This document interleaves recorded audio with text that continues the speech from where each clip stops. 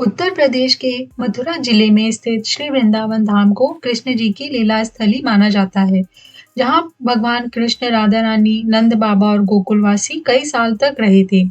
यहाँ पर कृष्ण जी और राधा रानी को समर्पित कई मंदिर हैं, जिनका इतिहास और मान्यता दोनों रोचक है।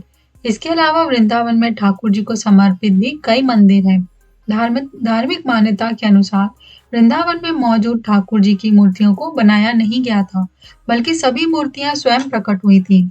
हालांकि औरंगजेब के शासनकाल के दौरान वृंदावन के कई मंदिरों पर हमला किया गया था, जिसके बाद ठाकुर जी की मूर्तियों को देश के अलग-अलग राज्यों में स्थित मंदिरों में स्थापित कर दिया था। आज हम आपको बताने जा रहे हैं कि इस समय वृंदावन और देश के भिन्न-भिन्न राज्य में ठाकुर जी किन-किन स्वरूप में कहाँ-कहाँ विराजमान हैं। मदन मोहन जी, करौली। मुगल शासन के दौरान जब ब्रज के मंदिरों और धर्म स्थानों में हमले हो रहे थे, तब भक्त मदन मोहन जी को बचाने के लिए राजस्थान करौली ले गए। करौली के राजा गोपाल सिंह ने अपने महल के पास मदन मोहन जी के लिए एक भव्य मंदिर बनवाया और वहां स्थापित किया। जुगल किशोर जी, पन्ना। जुगल किशोर जी की मूर्ति हरिराम व्यास जी को वृंदावन के किशोर वन में मिली थी। उन्हें वहीं प्रतिष्ठित किया गया। बाद में ओरछा के राजा ने वहां भव्य मंदिर बनवाया। सालों बाद जब औरंगजेब के शासनकाल में वृंदावन के मंदिरों को तोड़ा जा रहा था, तब जुगल किशोर जी को ओरछा के पास पन्ना, मध्य प्रदेश ले गए। वहां आज भी इनकी सेवा की जाती है। गोविंद देव जी, जयपुर। आमेर के राजा मान सिंह ने वृंदावन में गोविंद देव जी का भव्य मंदिर बनवाया, जहां गोविंद देव जी 80 साल तक विराजे। लेकिन जब औरंगजेब के शासनकाल में ब्रजधाम पर हमले हुए, तब गोविंद देव जी के भक्त उन्हें जयपुर ले गए। तब से गोविंद देव जी जयपुर के राजकीय मंदिर में विराजमान हैं।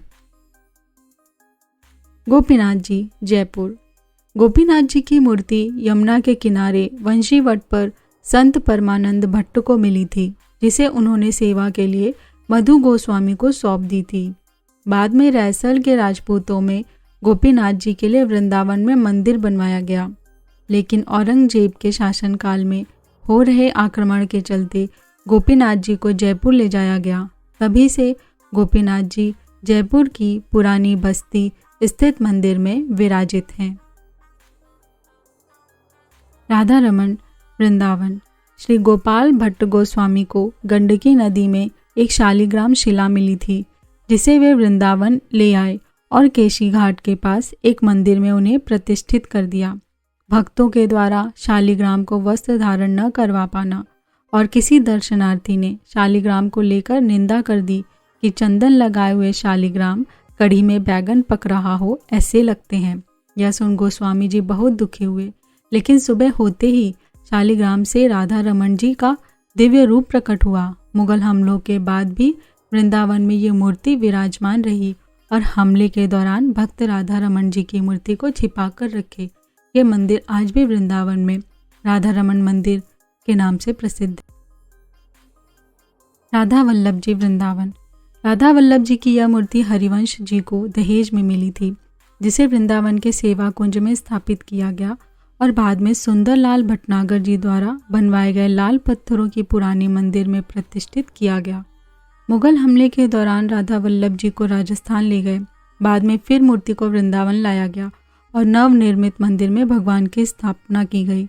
यह मंदिर आज भी वृंदावन में विराजमान है। बांके बिहारी जी, श्री वृंदावन। स्वामी श्री हरिदास जी की भक्ति से प्रसन्न होकर बांके बिहारी जी निधिवन में प्रकट हुए, जहाँ स्वामी जी ने बिहारी जी को वहीं प्रतिष्ठित कर दिया। मुगल आक्रमण के दौरान भक्त उन्हें भरतपुर ले गए। बाद में वृंदावन के भरतपुर वाला बगीचा नामक स्थान में मंदिर निर्माण कर बांके बिहारी जी को फिर से प्रतिष्ठित किया गया। दोस्तों, आपको ये वीडियो कैसी लगी, प्लीज़ हमें कमेंट करके बताइए।